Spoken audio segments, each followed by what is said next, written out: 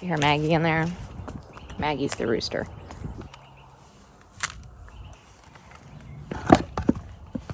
Oh gosh, are you kidding me right now? Oh.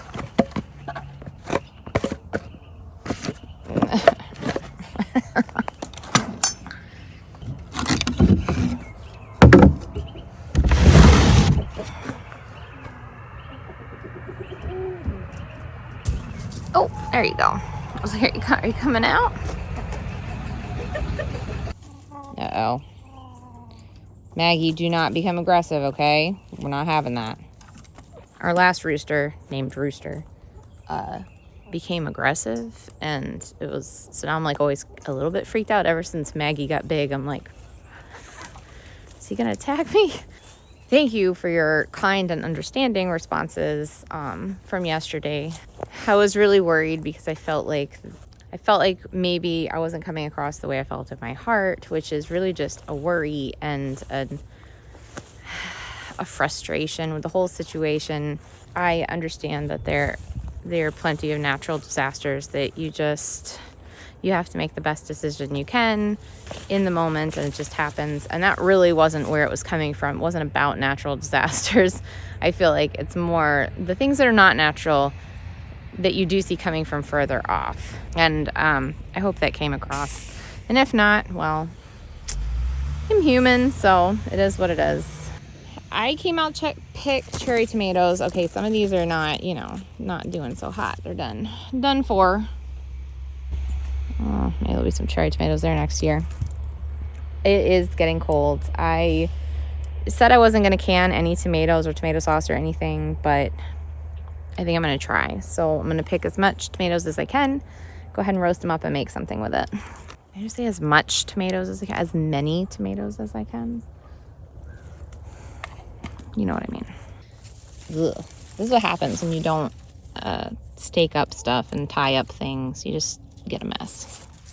Here I am back down here on the floor in the jungle again. Usually people make their sauces out of Roma tomatoes. I'm pretty sure I've never made a sauce out of Roma tomatoes because that's not ever what I plant. So it's always just whatever tomatoes you have on hand. And they always taste good. It's never like bad. I understand why people use the Roma tomatoes, but if you don't have those, you can just use whatever you have. So I'm going to pick whatever is ripe. So it did not freeze, but it feels cold. I don't know if you could tell from my attire. It feels cold out here. It feels very fall-like. I feel like we went very quickly from like hot to cold. I think about that every time I'm doing the chicken water. I'm always remembering when it was like a block of ice and I'd have to bring boiling water to like thaw it out. And then in the summer, all of a sudden I was putting ice into the water. It just happened so quickly. Piggybacking on our discussion yesterday about it wasn't about being prepared, it was about leaving early. And the only reason why I say that is because I feel like that has been just hammered into my skull lately. I feel like it's a direct message, so I don't know if that's just a direct message to me or to other people or whatever, but leaving early has definitely been a recurring theme in the past few years. But being prepared and having a plan, also very important. I feel like maybe that would help on the decision-making side if you run scenarios. And obviously you can't run every scenario, but there are certain things where time is of the essence and leaving early will behoove you.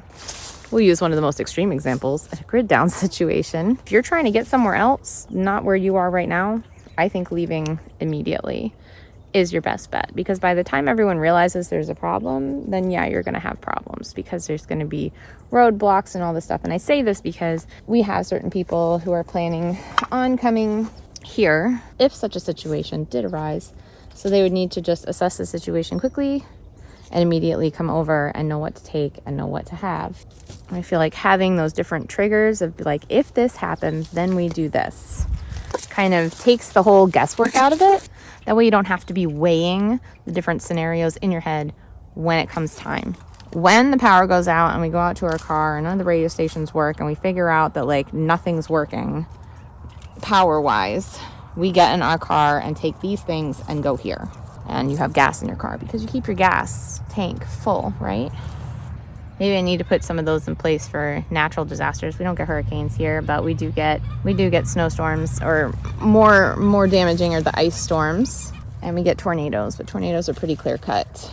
When the tornado is about to hit your house, go in the basement. Or from a tornado video, film it as long as possible and then go in your basement.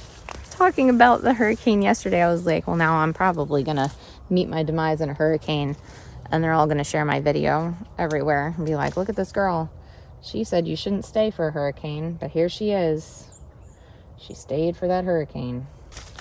So many more beans. Those are like so tough. I'm gonna save those for dried beans, but I will show you. So the beans on the hyacinth bean plants, these you can wait until they get bigger, or you can take them when they're this size and flat and eat them. This is another thing with the internet. Like literally, I would look up, because I had to search for this, to be like, well, can you eat these? Are these just decorative? Because a lot of people use them as decorative. I mean, you can see why. They are absolutely gorgeous. I love them. It's one of the main reasons why I grow them. And I was like, well, do people eat them? And everyone kept saying the same thing. You see this a lot with beans, where they're like, oh, they're poisonous, don't eat them, you have to do all this stuff to make sure they're not poisonous. And then people in other countries are like, we eat those all the time. Guess what? You were wrong, because people eat them in other countries, and I eat them too. So yeah, come over to the weedy side. A lot of these, I think it's like, I don't know if it's pest damage or frost. No, we didn't get a frost, so it can't be frost damage. I think it's just like you left them on there too long. Like, look at these, just like, bleh. Hello. You're so pretty. So my husband has been seeding the bare spot where the pond was, with the help, or the not so helpful help, of the kids.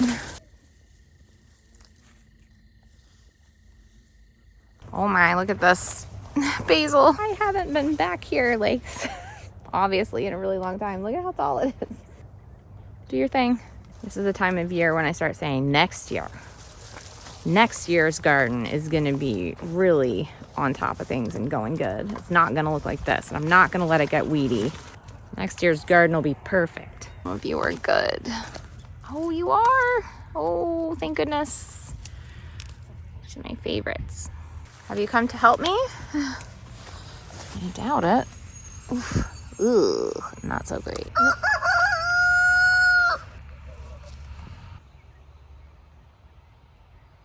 All right, well, this is enough to get us started. And I hope you realize that if your garden does not look Pinterest perfect, you can still get food out of it. Take heart.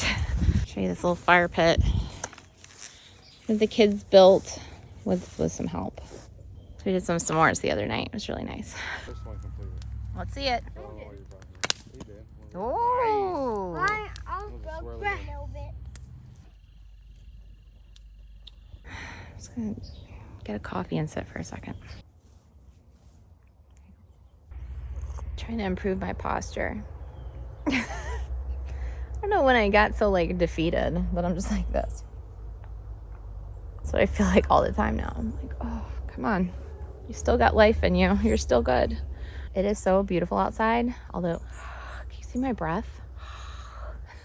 It's definitely fall, but it's nice. It's so much nicer than the oppressive heat. I will say that the heat was really bad, and it hasn't even rained in a few days, which is pretty awesome.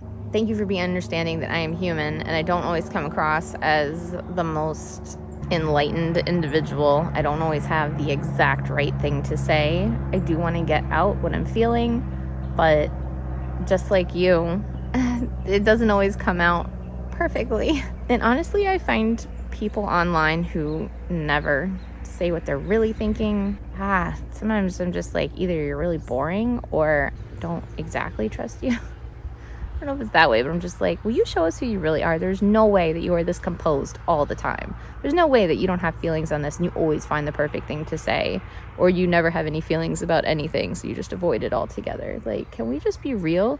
I wish people would just be real. It was just this year that I saw someone post up an Instagram story of like their house not clean.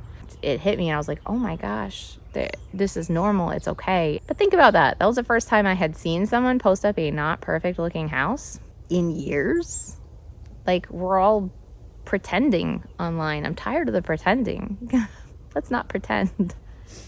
That's why I like being able to talk to you and just say what I'm thinking. And hopefully you see the heart behind what I'm saying, even if it doesn't come out perfectly. Okay, that was mostly what I wanted to say. So I'm gonna try to make this sauce. Tomatoes, basil, it'll be good. I hope you're having a good day. I hope you're staying dry. I hope you're okay. And thank you for coming over and listening to me blob and looking at my mess of a garden.